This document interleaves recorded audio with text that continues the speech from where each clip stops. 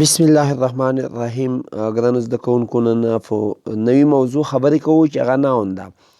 خو د ناون د شرحه کولو د مخه مهراباني وکړئ موږ د یوټیوب چینل سبسکرایب کړئ، غزنی آنلاین ټیچ. خو ناون هیو نوم یا اسم ته ویلی کیږي، نوم چې دی دا اوس تعریفوو تر ټولو د مخه. Noun is a word which is used as the name some person, place or animal or thing. نوم چې دا یوه کلمه ده which is used کوم چې استعمالیږي as the name some person، په نومونه دی یا په ټاکنه دی بعض اشخاص یا د شخص، place د ځای or animal د حیوان or thing یا د شي. د شي، د حیوان، د انسان، د ځای د نومولو لپاره نوم کارول کیږي. یا اسم هغه کلمه ده چې د شخص، مکان، حیوان او یا شي د نومولو لپاره استعمالیږي. راځو nouns according to physical existence, touchable and seen are divided into parts. noun چې دا یا اسمونه چې دي د فزیکي وجود، د لمس، قابلیت او لیدو په مطابق په دوو برخو ویشل شوي دي. یا نوم چې دا د فزیکل اگزیستنس او یا موږ داسې هم کولی شو چې ووایو چې په فضا کې د ځای د اشغالولو له مخې دغه ناون چې دا، دغه نوم چې دا د ټچ کولو د قابلیت له مخې یا د لمس کولو د قابلیت له مخې یا د لیدلو د قابلیت له مخې دا په دوو برخو ویشل شوی ده. چې یو نوم ته یې موږ concrete noun یو او بل ته یې abstract noun یو. concrete noun is a noun. دا concrete noun چې دا د مخکې د تعریف څخه موږ داسې یو چې concrete noun معنا ذاتي نوم، abstract noun معنا معنوي نوم. ذاتي او معنوي دوه نومونه دي چې د لیدلو او د مسخه کولو یا د ټچ کولو له مخې موږ په دوو برخو ویشلي دي. یعنې په دوو برخو دغه خپله دغه ضمیرونه دغه نومونه ویشل شوي دي. یو concrete noun دا ذاتي نوم ده او یو ورپسې abstract noun معنوي نومونه دي یا معنوي اسمونه دي. خو د تعریف څخه د مخه موږ راځو د دواړو د تعریفو څخه د مخه موږ د څو خبرې مهمې دي دا باید پام کې ونیسو چې هغه نومونه ډېر ډولونه لري. خو دلته موږ بعضې هغه نومونه چې هغه د تاسو دپاره مؤثر دي، ډېر مهم دي، هغه راخلو دلته هغه تاسو دپاره شرحه کوو. نو اوس د concrete noun د شرحه کولو دپاره، د هغې تعریف دپاره، ذاتي نوم یا اسمونو د تشریح دپاره نو تاسو همدغه مخ ویډیو د همدغه لیدنه کتلی شئ په سکرین باندې چې موږ د concrete noun ده ورپسې nouns اسمونه دي. اوس راځو دلته د concrete nouns تعریف ته راځو. concrete noun is a noun which has form or physically existence and we can usually touch it. Example: stone, it, house, boy. مونږ کله چې ذاتي نوم هغې نوم ته یو یا هغه اسم ته یو کوم چې کوم چې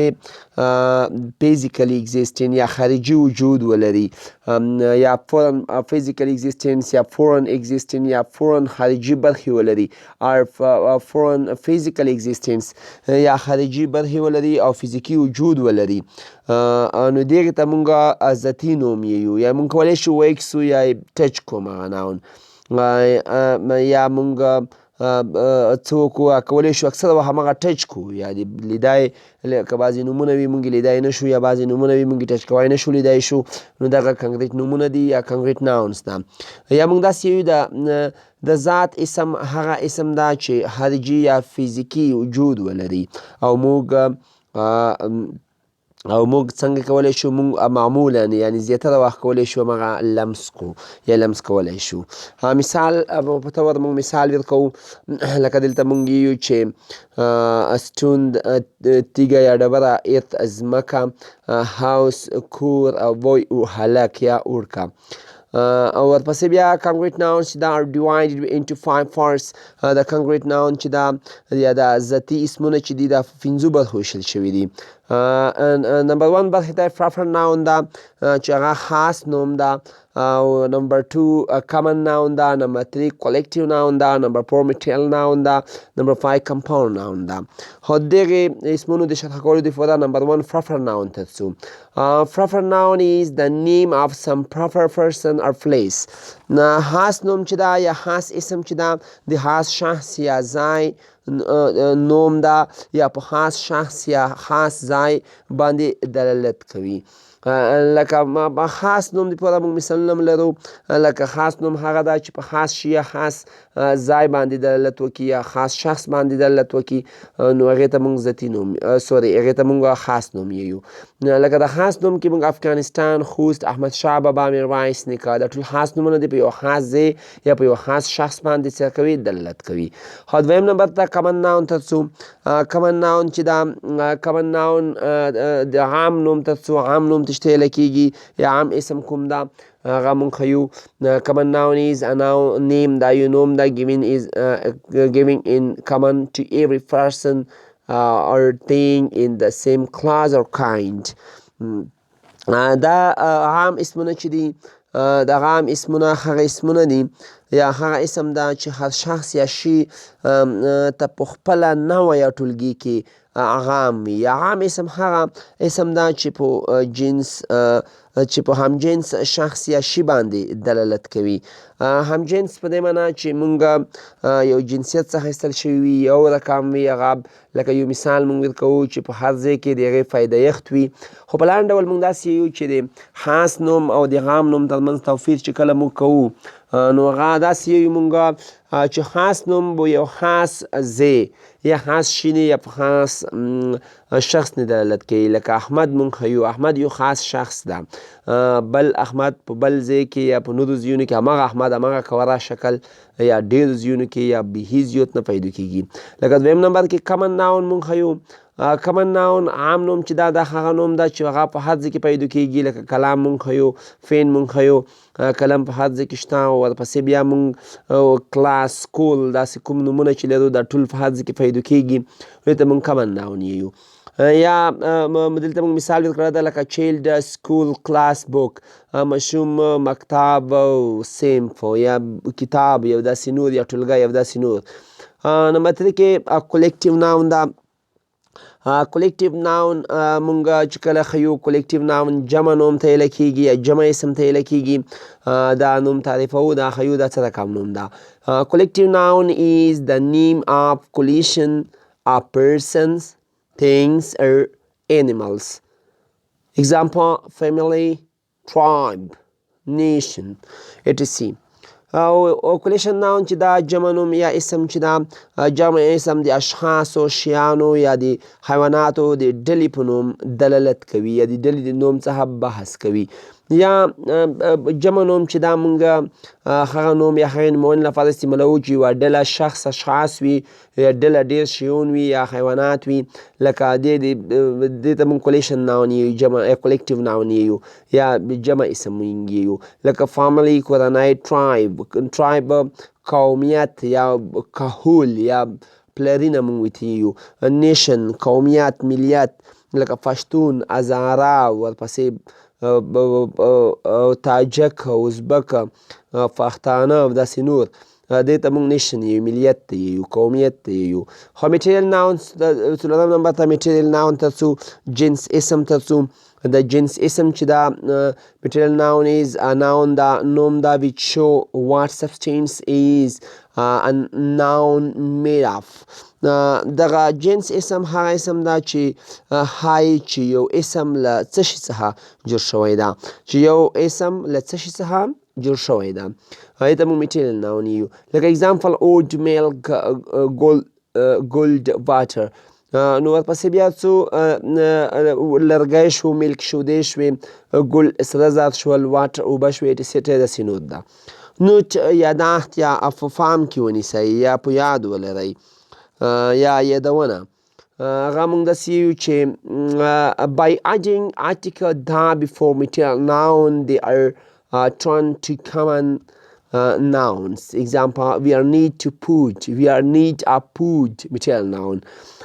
کله چې په کوم وخت کې چې موږ اضافه کړو دا کلمه یعنی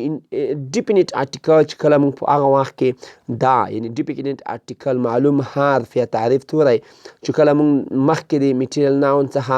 د جنس د نوم څخه استعمال کړو دغه نوم چې دا بیا وړي یا ګرځي عام نوم ته دا بیا په عام نوم اکثره وخت تمومیږي یا په عام نوم استعمالیږي we are need of food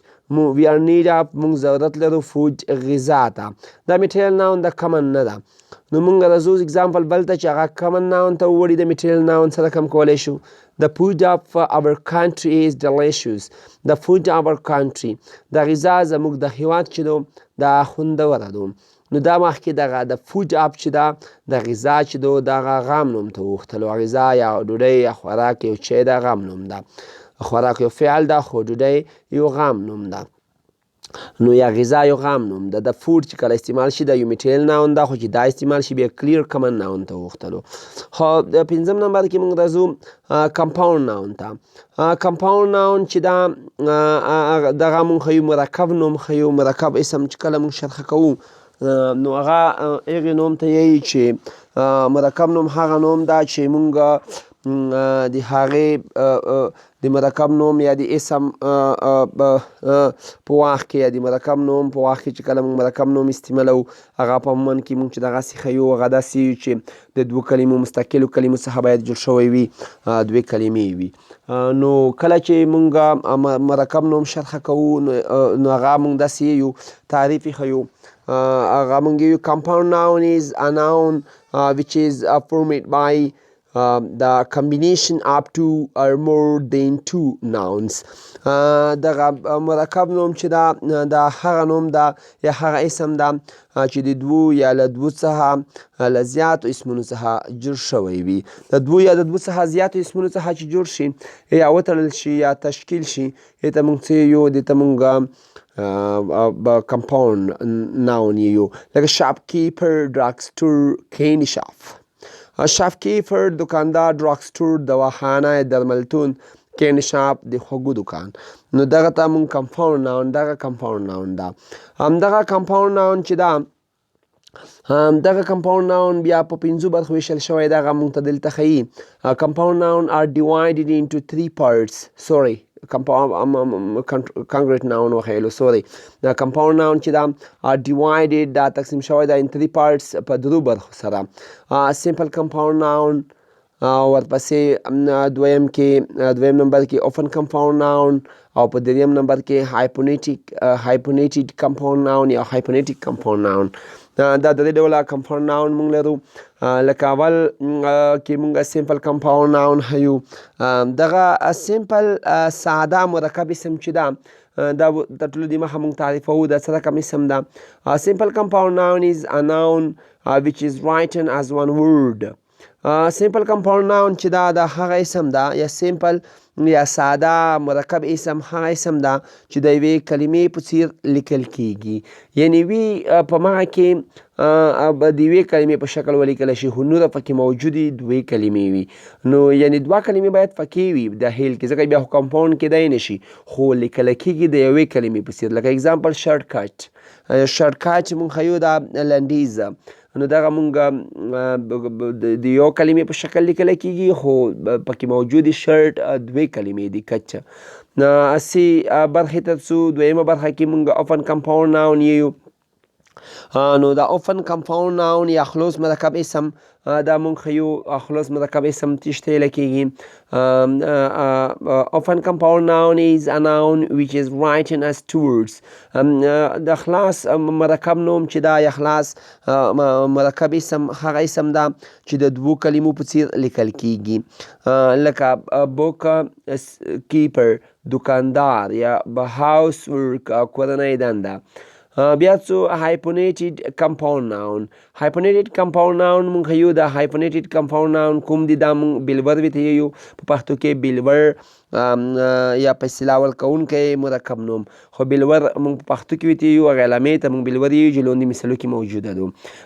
بلور hyphenated compound noun بلور مرکبي نومونه یا مرکب نوم یا اسم یا موږ داسې ویلی شو فاصله ورکوونکي مرکب اسم فاصله ورکوونکي مرکب اسمونه کوم دي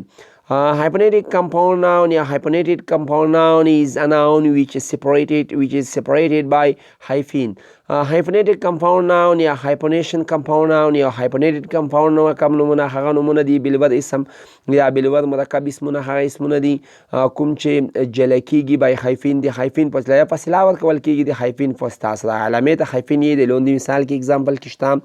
چې هغه موږ لرو father in law mother in law نو دغه فادر ان لا چې دا دغه د فادر نه وروسته ان د مابین کې د ته هایفین یې لیکيږي یا بلور مونږ وته یو د دې په تاسو لیکيږي د هایپونیټیک کمپاوند ناون دی لکه فادر ان لا فادر ان لا خسر مادر ان لا خواخي خو برخه د نوم تر څو ابسترکټ ناون ته Abstract noun is the name معنوي نوم معنوي نوم Abstract noun is the noun which doesn't have any pronoun or physical existence دغه abstract noun چې کوم دي معنوي نومونه چې دي د هغه نومونه دي کوم چې نه لري خارجي وجود یا physical existence فضا کې ځای نه اشغالوي and can't be touchable موږ نشو کولی چې هغه ټچ کړو لکه اگزامپل کې موږ یې bribery زړورتیا darkness توره شپه نالج تعلیم یا شپه مونږ ښیو نو دغه مونږ ښیو دغه هغه نومونه دي چې ابسترکټ نومونه دي هغه په فیزیکل اگزیسټنس نه لري لکه زړورتوب چې دا تیاری چې کومه ده تیاره پوهه چې کومه ده داسې نور چې دي دا مونږ ابسترکټ ناون ده دا کوم داسې فیزیکل اگزیسټنس نه لري دا په فضا کې کوم ځای نه اشغالوي خو د دغې تړنه چې کومه ده دا څه رقم مونږ کولی شو وتړو یا څه رقم مونږ کولی شو د کومو برخو څخه جوړ کړو نوټ په یاد ولرئ abstract noun are formed by یا formed as follow دغه abstract noun چې دی په لاندې ډول سره څرګي کېږي مونږ کولی شو تشکیل کړو مونږ کولی شو جوړ کړو لکه from adjectives د صفت څخه مونږ کولی شو چې دا نوم جوړ کړو example kind معنی مهربان چې کله مونږ ابسترکټ ناون تړو نو کایندنس یعنی مونږ څه کوو NES ورستاړی ورکوو کایندنس یو کایندنس مونږ مهربانۍ ته یو نو مهرباني یو اسم شو چې هغه کوم فیزیکل اگزیسټنس نه لري او یا ورپسې برایف زړور او برایوري چې شي بیا زړور نه زړورتوب ته ووړي چې دا زړورتوب یو فیزیکل اگزیسټنس په فضا کې کوم ځای نه اشغالوي فرام وربس له فعل څخه اوبي چې کله مونږ وړو د فعل څخه منل یا قبلول د اوبي منل چې کله مونږ ښیو اوبیډینس دا اوبیډینس منونکی یا قبلونکی یا قبلونه نو مونږ کولی شو دغه ناون ته قبلونه یا مننه یا څه یې مونږ اوبیډینس کې قبلونه مونږ ښیو دغه فیزیکل اگزیسټنس نه لري اگزامپل گروت لکه لویدل چې کله مونږ ښیو چې سړی لویږي ستیریږي نو هغه مونږ چې کله ناون تړو یعنی ابسترکټ ناون تړو هغې ته مونږ گروت یعنی لویدنه یو ورپسې فرام کمن ناون له عامو نومونو څخه مونږ څه رقم کولی شو چې دغه ابسترکټ ناون جوړ کړو هغې ته مونږ لکه چیلهود ښیو چیلډ ماشوم چیلهود ماشومتوب نو ماشوم او ماشومتوب دا چې شو دغه ابسترکټ ناون شو نوټ کې بیا مونږ ته یاداشت کې ښیي د ناون د نیمز arts and science are also abstract noun د ناون د نومونه د ساینس یا د هنر یا ورپسې د ساینس او د کیمیا او د ریاضۍ دا هم ابسترکټ معنوي نومونه دي دا هم یو چې د ریاضي کیمیا ګرامر او نورو برخې دا پکې چې دي دا هم یو معنوي نومونه دي خو نو ګرانو زده کوونکو ته همدغې ځای پورې نن درس بس دا انشاءالله په راتلونکي درس کې به یوه نوې موضوع سره مونږ د بیا سو یوه نوې موضوع به تاسو ته ښیو انشاءالله ورپسې تر ټولو دې مخه مهرباني وکړئ مونږ د یوټیوب چینل سبسکرایب کړئ غزنی آنلاین ټیچ بس ښه وخت ولرئ ښې شېبې له لیدلو او سبسکرایب څخه مو مننه Thanks a lot.